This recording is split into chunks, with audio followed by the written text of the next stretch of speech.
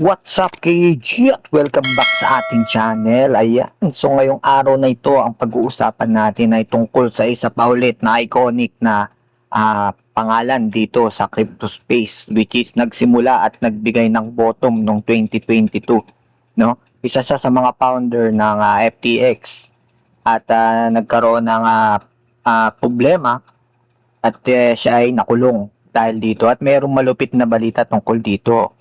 Pag-uusapan natin dito ano yung mga lesson na dapat natin na malaman dito, ano yung mga dapat natin na ingatan at ano yung magiging epekto nito para sa atin. Siyempre, meron kasi itong connection doon sa ating mga nakasanayan natin na ginagamit dito sa crypto. So kailangan is mapag-usapan natin dito lalo na yung mga exchanges na ating mga pinipili, no? So, start na tayo. Puntahan na natin kung sino ito, no? So, the co-founder, sabi na post ito ng Forbes, FTX co-founder Sam Bankman-Fried, no? Has filed a formal request for a presidential pardon, asking President Donald Trump to erase the estimated fraud charges tied to the crypto exchange implosion. Ayan. So, siya si Sam Bankman-Fried, siya yung dating tinatawag na crypto genius.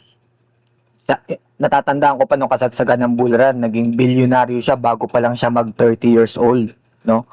At siya yung gumawa ng FTX noong 2019, mabilis itong lumaki hanggang sa maging isa sa pinakamalaking crypto exchanges sa buong mundo.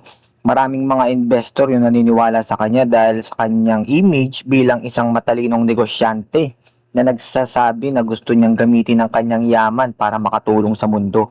Alam niyo naman, yung mga panahon na yan, lalo noong 2019, 2020, 2021, usong-uso yan, lalo na sa social media pa lang, mga tinatawag na mga poverty porn, na mga tinatawag, no?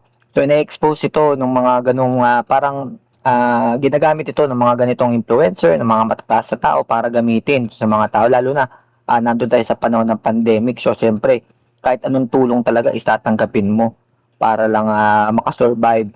At ito yung naging issue naman, dito naman kay Sam Bankman-Fried, ang naging issue sa kanya is noong 2022 biglang bumagsak yung FTX.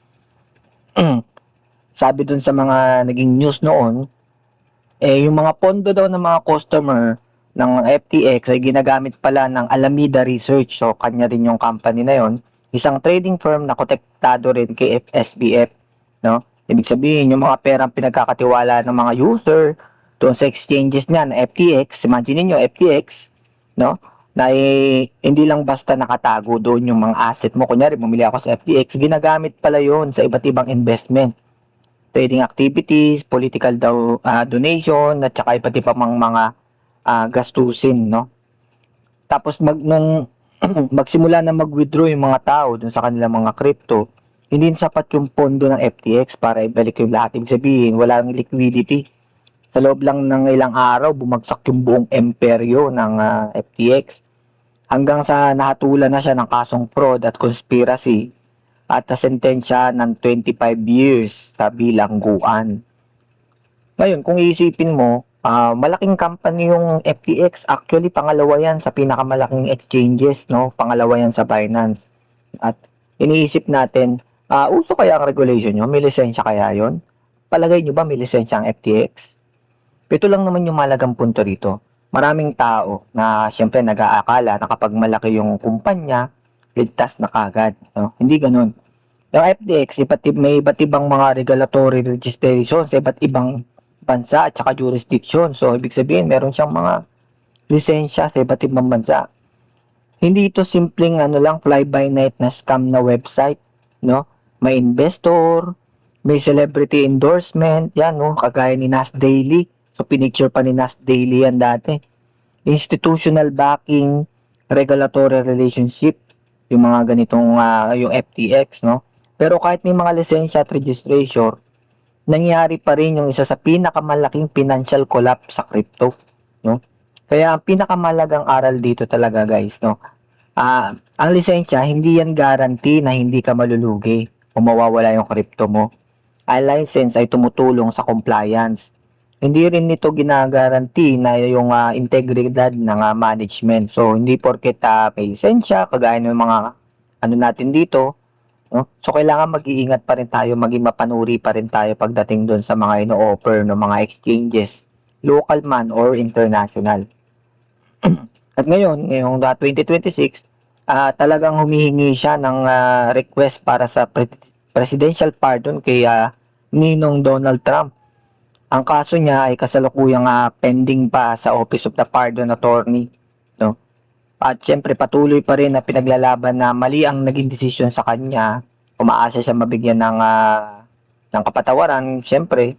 Pero sinabi na rin ni Donald Trump na wala na siyang planong patawarin sa SPF, no? Kaya sa ngayon, malabo pa yung mangyari. Yun naman yun. Yun ang magandang good news, magandang good news talaga para sa ano, no. Pero mamaya sasabihin din naman natin yung ating ano natin dito, masasabi natin dito, no. Ang pinaka-isa kasing naiisip ko dito, kunyari kung ako man, di naman ako naging biktima ng FTX kasi Binance naman ako, so doon syempre doon tayo sa number 1. Yun naman ang una kong exchange at FTX talaga, promising talaga siya kasi kumikita, tumutubo, pero hindi ako naging hindi ako nag-invest or wala akong nailagay na pera doon, no? Pero kung iisipin mo, kunyari ako yung nandoon at nag-invest ako, lalo noong 2022, yun is bear market, or sabihin na natin galing 2021 na bull run. Siyempre pagdating ng 2022, nagsara yung FTX, talagang lugi ka. So hindi mo rin naman talaga ibebenta yung asset mo, no? Pero ang problema kasi doon, yung tinatawag na meron kasing opportunity cost, no? Hindi yun madalas na napag-uusapan, pero tingin ko dapat ang point ko lang dito ay parang siguro yung ibang angle, so nanloko, sa tiwala, ganyan, no? Pero yung opportunity cost kasi para sa akin is yung sana naka-recover na yung Bitcoin, no? Kagaya ngayon, 60,000 ako nakabili ka sa mataas, sana naibenta mo, nabawi mo sana yung pera mo, no? Ang alam ko, merong mga certain na mga na binigyan sila ng mga parang tawag dito, refund, ganun, na binayaran din sila, pero hindi na yun yung presyo na in dollar siya, pero yung presyo niya is yung kung magkano yung bear market, parang ganun yung nakita ko, no? Hindi ako sigurado, pero alam ko may ganung usapan, no? Kasi pag pinag-usapan mo yung FTX collapse, madalas siyempre nakatuon yun dun sa mga perang nawala, na walang pero may mas malaking bagay kasi para sa akin yung opportunity cost. Parang isipin lang natin ganito kunyari naglagay ako ng 10,000 pesos sa FTX noon, no? Hindi lang niya siyempre nawala yung access sa pera niya, no? Nawala din yung pagkakataon na para makabili ng Bitcoin sa bear market, di ba? Kunyari may pera ako doon, nilalagay ko, binabudeka ko lang ngayon, kagaya na nangyayari ngayon, may pera ako doon sa mga exchanges. Kasi bakit? Nag-aantay ako ng makabili ng mas mura ng Bitcoin, no? So hindi na ako nakabili noon. Nawala na yung pagkakataon na makapag-invest sa mga AI stocks. Nawala yung pagkakataon na makasabay sa recovery. Yun nga, kagaya no, kung 2021 ka bumili, nabawi mo na sana yung pera mo noong 2024. Dahil naka-hold yung iyong asset, so wala. Tapos ang ibibigay sa'yo is stable coin. So parang, di ba? Tapos yung ibang mga investor, nakakapag-compound na sana ng mga ng mga portfolio nila. Tapos yung mga FTX victim naman na syempre mga naka-freeze yung kanilang mga asset, no? Syempre yung siguro yung mga oras na pagka yung mga asset mo hindi na maibalik, para sa maraming mga investor, ang tunay na pagkawala ay hindi lang yung principal, kundi yung opportunity sana na hindi nila nakuha dahil sa pagkakakulong ng kanilang mga kapital. Siyempre nakulong si Sam Bankman, so naka-freeze din yung mga asset, no? Pero tapos na yun nangyari na yun, at siyempre ang dami rin, lalo na ng mga panahon na yun, talagang nakakapanglambot bumili ng crypto, daming bad news, meron pang mga tao na talagang binawian yung sarili nilang buhay dahil dun sa mga nangyari. Grabe talaga guys, kung nandun kayo nung pagkakataon na yun, nakita mo talagang lumalagapak yung FTX. May sumasalo pa nga sa ilalim nun, kinain din lahat ng liquidity sa ilalim. Pero kung nandun kayo ng mga panahon na yun, ramdam mo talaga, lalo na sa Twitter ka, makikita mo dun eh. May mga nag-live pa, tapos ganun yung ginawa, no? Mga naka-all in, ganyan. So, yun yung, may masasabihin ako mga lessons, pero yun na talaga yun eh. Huwag mo ilalagay lahat, no? Huwag mo iaasa lahat sa crypto, no? Gamitin mo siyang tool para makapag-ipon, no? Iba pa rin yung ipon na nagko-compound kaysa doon sa ipon na i-all in mo dahil tumataya ka. So, magkaiba yung konsepto nun.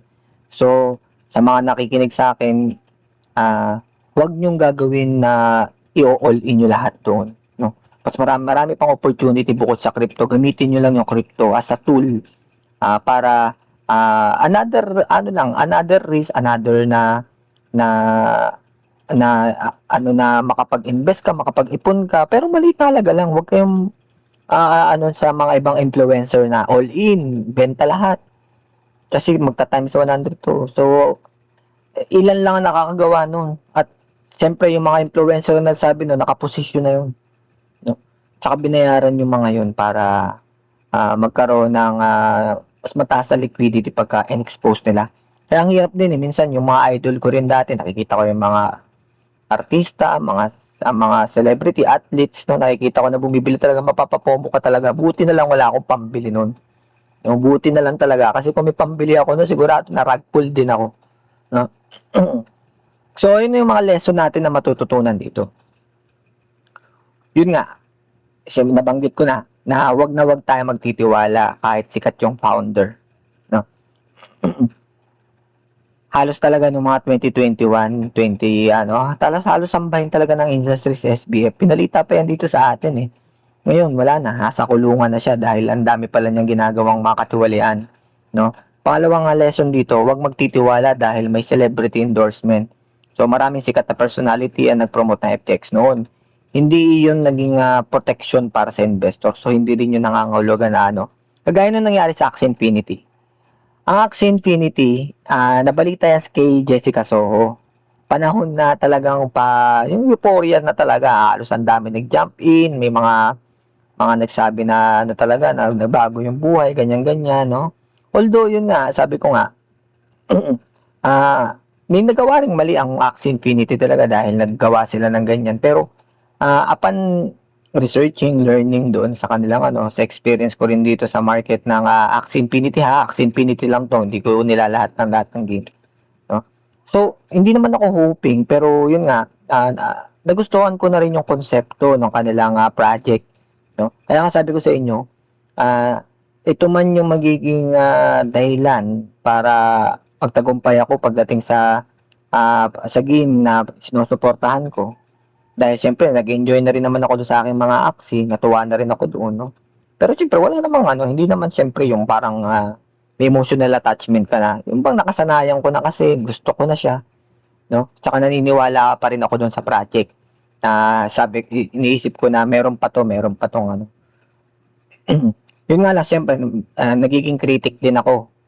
Hindi minsan, madalas, nagiging critic ako. Siyempre, nakikita ko kasi yung pattern, so gusto ko, kung sa lahat mga nakikinig sa akin is maging aware din kayo dun sa risk. So, although maganda yung Axie Infinity, so wag niyo nang gawin yung ginawa ko na talagang binuhos ko lahat doon, no?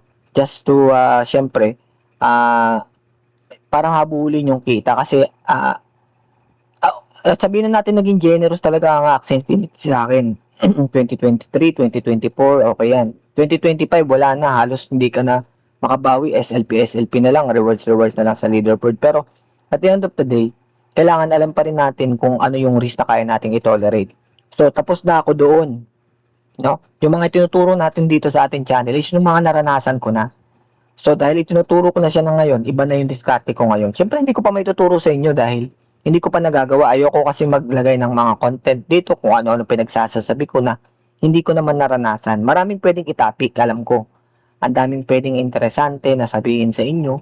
Pero ito kasi yung mga bagay na nakapagpa-ship sa utak ko at na-accumulate ko sa ilang taon ko pa lang dito sa crypto, no? Bago lang din ako 4 years, 5 years dito sa crypto market, no? Pinuhos ko yung oras at panahon ko, hindi dahil yung pagta-trade, hindi, pag-aaral. Tiningnan ko lahat ng tokens, iba't ibang sector, tinayaan ko yan. May mga lupipad, meron. Sabi ko nga sa inyo, may coin ako yung Jasmine, no? Nag times 10 yun. Ano pa ako, nakapag cash out pa ako, ano pa ako, nag times 5, times 4 na, no? So, hindi ka pa rin naman lugi, no? Pinanginayaan ko ba yun? Actually, hindi ko na pinanginayaan, pero lesson learned. Kasi imbis na times 10 na nakuha ko, times 4 lang, no? Nandiyan si Pixels. Yung Pixels, ang laki ng in-airdrop sa akin yan. Si Bear ng XRP, grabe, paldo talaga yan. Grabe yung nakuha kong pera dyan nung nabigyan ako ng airdrop galing sa... Diba? Naranasan ko yung mga airdrops. Naranasan ko yung trading. Diba? Yung paggising ko sa umaga, ang laki na ng pera ko. Meron yung ganoon. No, nakasanayan ko na natutulugan ko yung trade. Pagkagising ko, paldo na, ganoon. Sa naranasan ko yung mga ganong bagay. Pero naranasan ko rin yung pinaka-worst. Na dahil hindi ako mapigilan, tumaya ako ng 5K, 10K, isang swoop lang ng market, ubus. Ang leverage ko yun is times 150. Grabe, sabi ko sa inyo. Tapos ang ang trade ko is 10,000 pesos. Hoping na alam mo nagdoble na yun eh. Kaso hindi sapat sa akin yung doble lang yung presyo. Kailangan tumaas pa hanggang sinundot talaga niya lahat ng ko. 10,000 ubos within 15 minutes. Grabe. No? Talagang talagang matutulala ka eh, no? Maliit na bagay lang 'yon. Ibang-iba 'yon sa mga influencer na nandito sa YouTube, talagang milyon ang taya or daan libon taya. Pero siyempre ako yung kumakatawan doon sa atin, sa karamihan ng mga bago lang dito sa crypto. Siyempre, yung 1,000 ginig ka na talaga, no? Minsan nga 500 ginig ka na eh. Yung 10,000 pa kaya, or 'di ba? Pang isang buwang budget mo na yung 10,000. So ganun ako ka-risky dati. Bakit? Kasi yung pera naman na ginagamit ko kasi doon, nakukuha ko lang yun doon sa mga pina-profit ko nung nag-spot trading ako. Nung nagbodega ako, Kaya para sa akin, dahil marami naman akong extra, sinubukan ko yung trading. Hindi naman ako lugi doon eh. Actually, at least, dahil sinubukan ko siya, at ginagawa ko yung pagtitrade, may natututunan ako, no? Para bang yun yung pero yun nga, sabi ko sa inyo, mga naranasan na napopomo, yung mga dinidiscuss ko dito sa akin channel, naranasan ko lahat yan. Kaya ngayon, isinishare ko dito sa aking channel yung mga naranasan ko. As an average lang na investor, average na player, average na manggagawa, no? So, yun lang ang aking rito.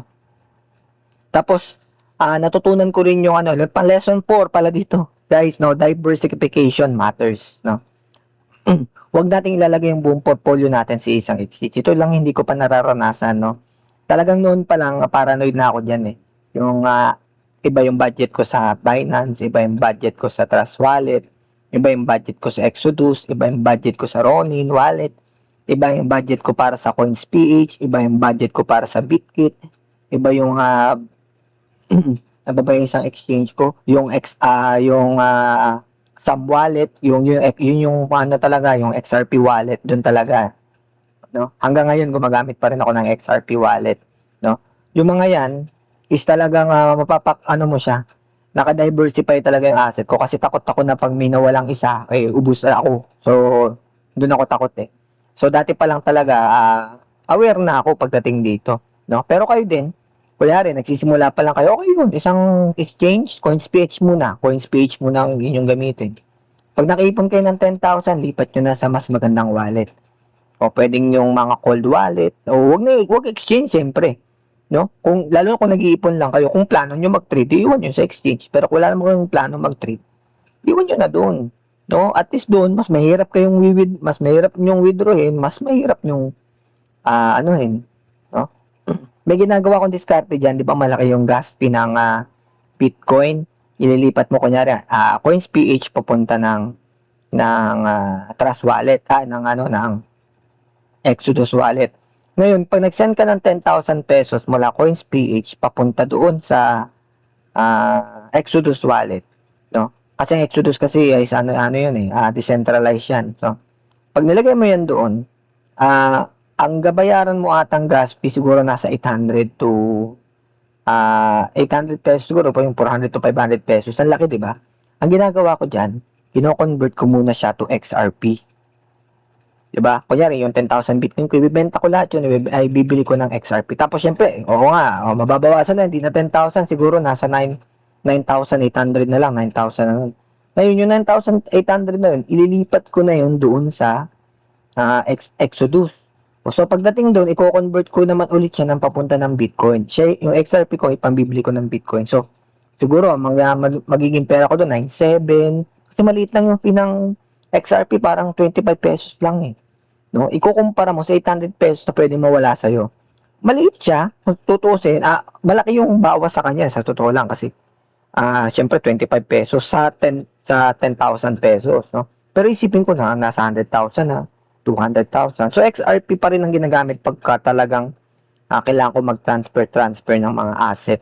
Kung hindi XRP, RON ang ginagamit ko. Pero yung RON network kasi ginagamit ko lang yun pag diretso na sa Ronin wallet. Pero pagka mga external wallet at saka exchange to exchange, ang ginagamit ko ay XRP. So, kung ano yung mga binibili kong token, yun talaga yung mga ginagamit ko. Kagaya ng XRP, hindi ko naman siya ginagamit pang payment. Ginagamit ko siyang pang-transfer. Kasi bakit? Yun kasi ang talagang gamit niya. No? Yun kasi talaga ang ano niya. Sa lahat-lahat ng binibili kong mga token, Ethereum lang yung hindi direktang ginagamit ko. Pero yung network na ginagamit sa Axie Infinity, dun sa ibang mga tokens na under ng Ethereum ay ng Ethereum ay Ethereum yun.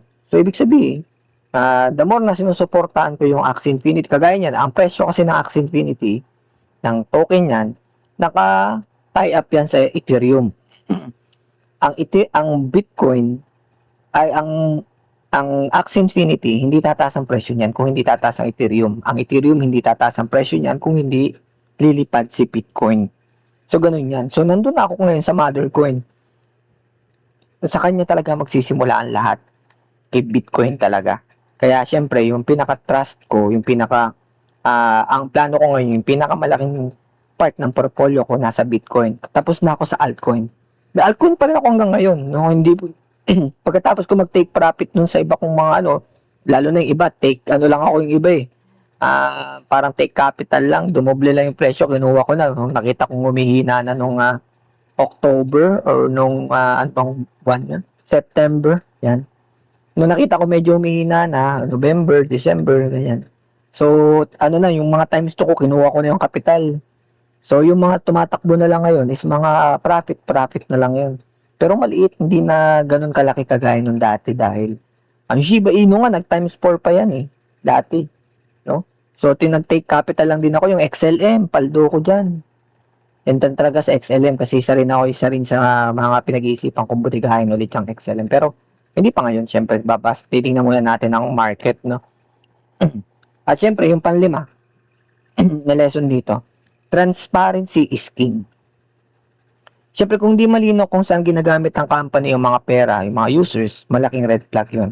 So, dapat alam natin kung saan ginagamit ng mga exchanges na yan, yung pondo na nakukuha nila mula sa ating mga investor.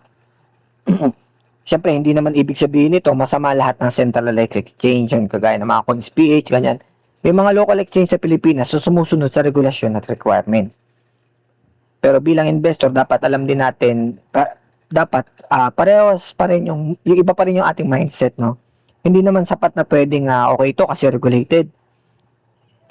Dapat tinatanong din natin kung transparent ba sila, may proof ba ng reserves, kamusta yung risk management, ano yung mangyayari kung sakaling magkaroon ng bank run.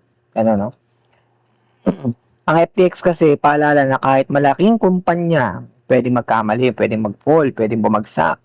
Kaya responsibility pa rin nating mga investor ang risk management. No? At syempre, kung ako yung tatanungin, hindi naman dapat makalimutan ng crypto industry ang FTX. Sa totoo lang, no?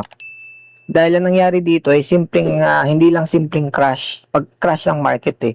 Hindi to katulad ng Bitcoin na magkakaroon ng bear market. Hindi rin ito dahil bumaba yung presyo. Ang usapin kasi dito, tiwala. Yun kasi At kapag siyempre pag nasira yung tiwala, lalo buong industriya talaga yung apektado. So ang dami sa sobrang milyon-milyong katao ang naloko sa FTX. Ibig sabihin, milyong-milyong katao din yun na hindi magtitiwala. No? So hanggang ngayon ginagamit pa rin ng mga kaya hanggang ngayon ginagamit pa rin ng mga kritiko, ng mga ano yung FTX bilang halimbawa talaga kung bakit hindi sila nagtitiwala sa industry ng crypto, no? So ngayon, kung ano naman yung kung i-judge natin, so Pilipino ko kaya kahit alam kong inubos na yung yaman ng Pilipinas, karoon ng mga flood control fund na ninakaw, so okay na sa akin yan, patawarin na lang natin, di ba, no? Kasi Pilipino tayo eh. Pilipino tayo, mabilis tayo magpatawad, di ba? Lalo yung mga ganito, sisiyo to sa Pilipinas, grabe, no? So kayo na balang kayo ba? Mapapatawad nyo ba yung ganyan? Walang direktang ano sa akin yan ha. Hindi ako direktong naapektuhan yan. Pero akala lang natin, lalo tayong mga nasa crypto, akala lang natin dahil hindi tayo apektado kasi hindi naman tayo naglagay dyan, hindi naman tayo nagpaka ano dyan eh, sa FTX. Pero kasiraan din yan para sa atin eh, na naniniwala sa crypto. No? So marami talagang mga bad actors noon. Hanggang ngayon naman may mga bad actors pero at least kahit papano nagkakaroon ng standard yung tao kung ano yung mga dapat matutunan. Hindi na natin kailangan maranasan pa yung mga bagay na yan para lang matauhan tayo. Kailangan din natin na ako naranasan kong ma-liquidate, naranasan kong malugi, naranasan kong mag-round trip ng token, pero yung sa ganito na talagang sisirain yung tiwala mo, hindi pa naman nangyari sa akin to. Na talagang naranasan ko madilis yung aking token na hawak. Yung Propsy, yung ano pa ba yung token ko dati, na lumipad, tas biglang nawala, nadilis ng Bitget. Kalimutan ko na. No? So nakita ko lang din yun sa mga influencer na bili kayo nito, bili kayo no. So bumili ako. Lumipad naman, totoo naman lumipad. Kaso ang problema, kinuha ko lang din yung capital ko, tapos sinayaan ko na iba, tapos ilang mga months lang, na-delist na siya doon sa exchange. So, nakalimutan ko na ako ng pangalan ng token na yun, kasi profit lang naman ang habol ko doon. No? So, ngayon, kung humingi ng pardon si Sam Bankman-Fried, maaaring, siyempre, hati yung opinion natin lahat dito. No? Siyempre, may ilan naman na naniniwala na sapat na yung kanyang mga naging pagdurusa doon sa kulungan. May mga iba naman nagsasabi na hindi na dapat makalimutan yung epekto ng FTX. Lalo na doon sa mga milyong-milyong mga tao na sa buong mundo na nagtiwala. Pero kahit ano pa nangyari dito sa kanyang pardon request, isa lang naman yung sigurado eh. Una, kung sakala may tatayo siya na may nakaling sa kanya, huwag na natin suportahan. Di ba? Kung sakaring mabigyan ng pardon, mapatawad. O, sige, sabihin natin nakalabas. Sige na, okay na, Brad. Patawad na kita. Patawad ka na ng mga tao. Pero, magtitiwala ba tayo? Grabe naman tayo. Pinoy na Pinoy talaga, di ba? Sinayawan lang tayo, binoto na natin. No? Inawaan lang tayo, paiyak-iyak. Tapos ngayon, tinan nyo naman, yung mga senador natin. No? Nakita ko na sila na nakaposas, nakakulong, nakamugshot, panahon pa ni Napoles, tapos ngayon after ilang years sila pa rin yung mga usual suspect. Ewan ko, hindi ko alam kung natututo pa tayo, kaya kung sakaling si Sam Bankman-Fried isang Pilipino, baka nanalo pa ng senador eh. Baka nanalo pa ng senador, no? Nakatakbo pa to sa kulungan, no? Kasi ganun tayo eh, Pinoy tayo eh, no? Patawarin na lang natin to, no? Ganun na lang, kasi wala naman. Di man tayo naapektuhan eh, di ba? Wala namang epekto sa atin eh. Patawad na lang tayo, gawin na lang natin, mamili na lang tayo ng kulay ng politiko. Kung saan tayo, doon lang tayo, kahit alam na nating mali. Go! Suportahan natin, suportahan. Tsaka yung maganda, no? Iba't ibang kulay ng Pilipinas kasi sa flag nga, may pula, may blue, may dilaw, may puti. So, pili na lang tayo kung anong kulay natin. No? Para sa susunod, diba? Pag-usapan na lang natin yung mga chismisan dyan sa Senado. Hayaan na natin yung pag-unlad, hayaan natin yung ibang bansa, no? Total, masaya na rin naman tayo sa ganito lang tayo, eh. Yan, naging tuloy, naging rant tuloy, talaga, oh. Binit ulo ko, sama kasi ng tingin ni Sam Bankman sa akin, oh. Diba sa sa tingin parang kamukha niya yung yung gumawa ng sonata, yung nagpa-piano, si Michael, ano ba yan? Si Ludwig Beethoven. Isa pag gumawa nun. Basta ganun. Basta ang pinakamahalagang aral dito, ano ba yan? Dami ko tuloy na ano. Hindi tungkol sa atin biya, kundi sa atin, kundi sa tungkol sa ating mga investor, no? Dahil siyempre sa mundo ng crypto, ang pinakamahalagang asset ay hindi Bitcoin, hindi Ethereum, hindi altcoins, kundi yung kakayahan natin na protektahan yung sarili nating kapital, no? So kailangan nandun pa rin yung ating safety, security, no? Kasi at the end of the day, walang tutulong sa atin sa huli, no? Walang mag-aano sa atin, walang ano sa atin, walang sasalo, no? So itong mga to, syempre magpa-promise na magagandang bagay, dodoble yung kita mo, kikita ka. Pero after nun, pag nakuha na nila yung kailangan nila, nakuha na nila yung pinaghirapan natin, sipin nyo, sinunod ko yung sinabi ni Kuya Kag, mag-ipon daw kada 500 ng ano, sinabayan ko, bili kami 500 kada sahod. Tapos after 4 years, yung lahat ng pera mo, 'di ba? So doon pa lang dapat may eliminate na natin yung risk, guys, no? Eliminate na natin agad 'yun. Kung meron nga lang bangko na pwedeng magkaroon ng mag-open ka ng sarili mong wallet. Isa pa 'yung sa inabangan ko, guys, no. Isang bangko na magkakaroon ka ng sariling digital wallet na private talaga, na talagang bangko lang ang nakakaalam at ikaw lang ang nakakaalam. Dahil syempre, once na magkakaroon ng assurance na once na nahack ka dahil nandito sa bangko na to yung iyong pera, protektado ka namin. So, pwede yun. At least kung maglalagay ka ng talagang pangpamana na or yung parang mga stocks, ganun, no? Maganda sana yon. Pero syempre, yun nga, hindi naman lahat ma-afford yun, hindi naman lahat aaprobahan yun ng bangko, pero kaya nga meron tayong mga decentralized na mga wallets, no? Yung mga pang cold tsaka hot wallet. So, sa susunod, pag-uusapan natin yung tungkol doon. So, yun lang, no? Maraming salamat sa inyong lahat, guys, sa ating mga supporters and subscribers. Thank you so much sa inyo. No? Saludo sa inyo, mga ma'am tsaka sir. At syempre, like and share din ang ating mga videos at anong comment nyo dito, no? Kayo ba, mapagpapatawad nyo ba? No? Kagaya ng pagpapatawad natin sa ating mga senador, kagaya ng pagpapatawad natin sa ating mga corrupt na opisyal, no? Syempre, papatawarin natin yan, Pinoy tayo lang naman. Hindi natin patawarin yan, di ba? Sino ba naman tayo para i-judge yung mga tao, di ba? Lahat naman kaya magbago, eh. Di ba? Sayawan lang tayo ng buduts, okay na yan. Di ba?